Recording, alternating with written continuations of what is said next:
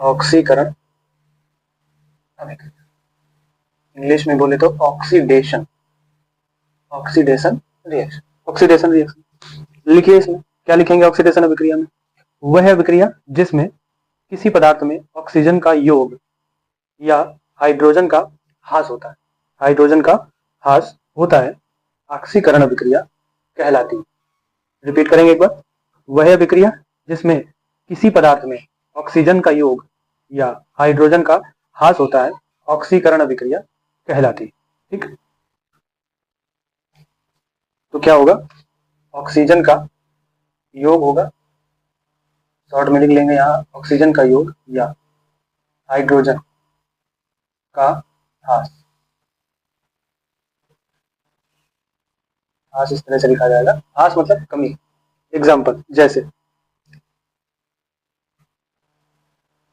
जैसे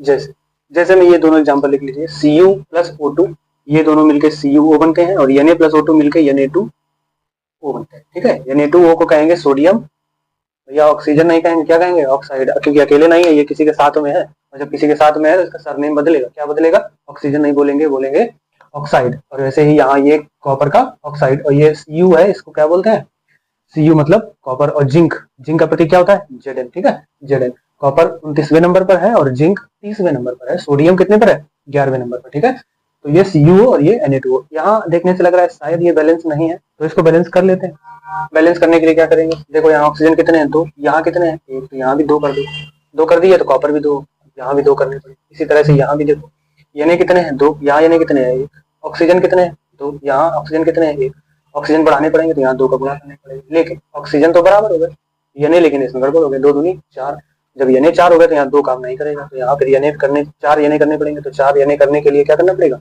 4 का ही इसमें और गुणा कर देंगे। ठीक है, तो यहाँ हो जाएगा 4 Na प्लस O2 और इज इक्वल टू 2 Na2 और O। ये LHS है समीकरण, समझिए इसको, LHS को क्या कहेंगे, अभिकारक। ये दोनों ही अभिकारक हैं, कोई सिंगल नहीं, दोनों अभिकारक हैं, और इसको क्या कहेंगे, उत्पाद। और अगर इसको देखें तो ये कॉम्बिनेशन रिएक्शन है, योगात्मक अभिक्रिया है, जिसमें 2 या 2 से अधिक अणु मिल करके एक अणु का निर्माण कर रहे हैं। सबसे पहली अभिक्रिया ये कराई थी आपको, योगात्मक या कॉम्बिनेशन रिएक्शन। ठीक है, संयोगात्मक अभिक्रिया। तो ये हो गया आपका ऑक्सीकरण अभिक्रिया। ठीक है, वीडियो को पॉज करके नोट कर लीजिए इसको, आगे बढ़ते हैं। ऑक्सीकरण हो गया, ऑक्सीकरण के बाद आगे चलते हैं हम लोग, आगे आएगा आपका अपचयन अभिक्रिया। ऑक्सीकरण करवा दिया हमने, अब चलते हैं अपचयन अभिक्रिया। अब क्या करवाएंगे, अपचयन, इसको बोलते हैं इंग्लिश में रिडक्शन, रिडक्शन रिएक्शन। अपचयन बोले तो रिडक्शन रिएक्शन। लिखिए परिभाषा, परिभाषा क्या लिखेंगे, वह अभिक्रिया जिसमें किसी पदार्थ में, अब उसमें क्या था, ऑक्सीजन का योग, इसमें लिखेंगे ऑक्सीजन का ह्रास। ठीक है, वह अभिक्रिया जिसमें किसी पदार्थ में ऑक्सीजन का ह्रास या हाइड्रोजन का योग, इसका जस्ट उल्टा, ऑक्सीजन का ह्रास और हाइड्रोजन का योग होता है, अपचयन अभिक्रिया कहलाती है। रिपीट एक बार और सुन लीजिए, वह अभिक्रिया जिसमें किसी पदार्थ में ऑक्सीजन का ह्रास या हाइड्रोजन का योग होता है, अपचयन अभिक्रिया कहलाती है। जैसे जैसे जैसे में ये 2 एग्जांपल रहेंगे, जैसे में ये दोनों एग्जांपल लिख लीजिए।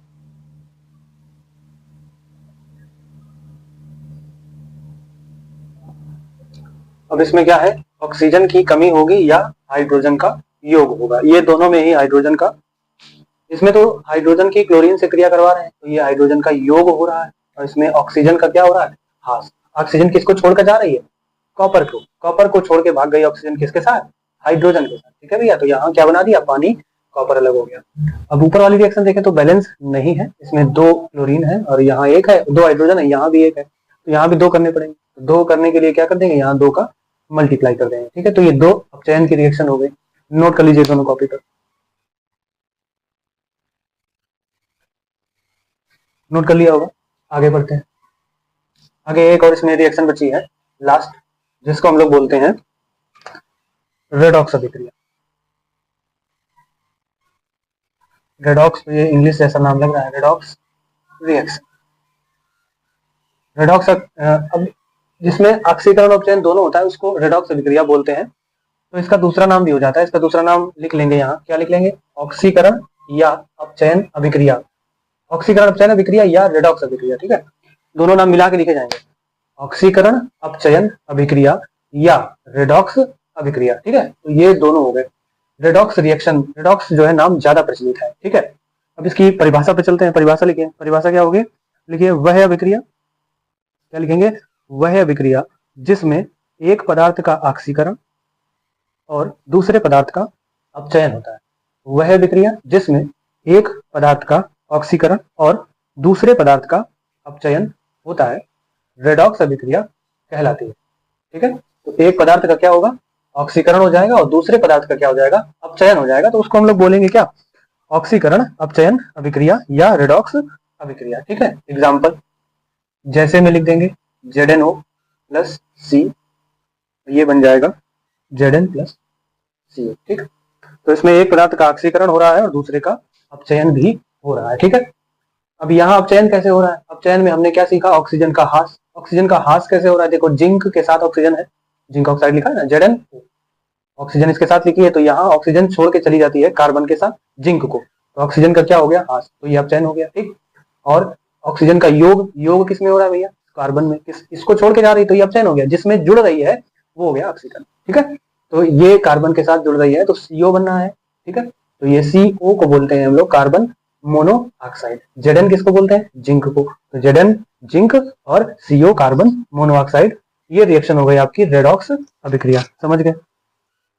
ऑक्सीकरण में क्या होता था, ऑक्सीजन का योग या हाइड्रोजन का ह्रास, अपचयन में क्या होता था, ऑक्सीजन का ह्रास और हाइड्रोजन का योग, रेडॉक्स में ये दोनों ही चीजें साथ साथ हो जाती हैं तो उसको बोलते हैं रेडॉक्स अभिक्रिया, ठीक है।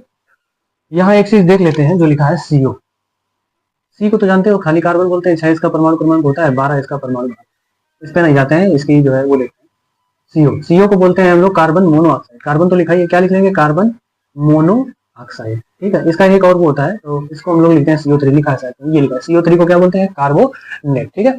CO3 यानी कार्बन, कार्बोनेट, गिनती देख लो एक बार, और अगर कोई चीज एक लिखी है तो उसको मोनो पढ़ते हैं, अगर CO2 हो गया तो उसको डाई पढ़ते हैं, 3 हो गया तो ट्राई पढ़ते हैं, 4 हो गया भैया तो टेट्रा पढ़ते हैं, और 5 हो गया तो पेंटा पढ़ देते हैं, ठीक है। तो मोनो, डाई, ट्राई, टेट्रा और पेंटा, ये सामान्य गिनती है, कार्बन की गिनती नहीं है, कार्बन की गिनती को मेथड कहते हैं, कंफ्यूजन मत रहिएगा, मोनो, डाई, ट्राई, टेट्रा और पेंटा, ठीक है। तो ये जो रिएक्शन का पूरा खेला था वो पूरा खत्म हो गया है। इस चैप्टर में रिएक्शन के कुल 10 प्रकार बताए हैं हमने आपको, संयोजन अभिक्रिया से शुरू किया था, कॉम्बिनेशन रिएक्शन से, और खत्म हुआ है रेडॉक्स अभिक्रिया पर।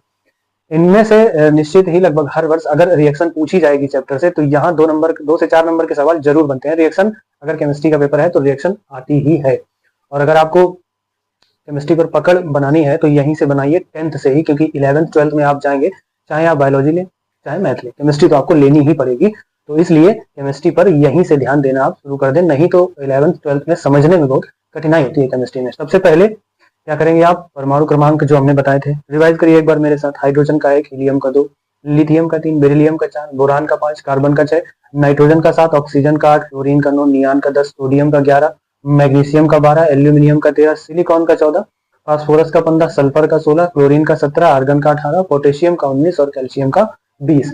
इस तरह से आपको लगातार याद होने चाहिए। अभी सिर्फ 20 तक जरूरत है, धीरे धीरे आप 30 तक भी याद कर लेंगे, ठीक है। आगे जब हम चैप्टर में चलेंगे तो 30 तक भी आपको एक बार फिर से नोट करवा दिया जाएगा। तो ये अभिक्रियाओं का जो पूरा था खेल वो खत्म हो गया यहाँ से।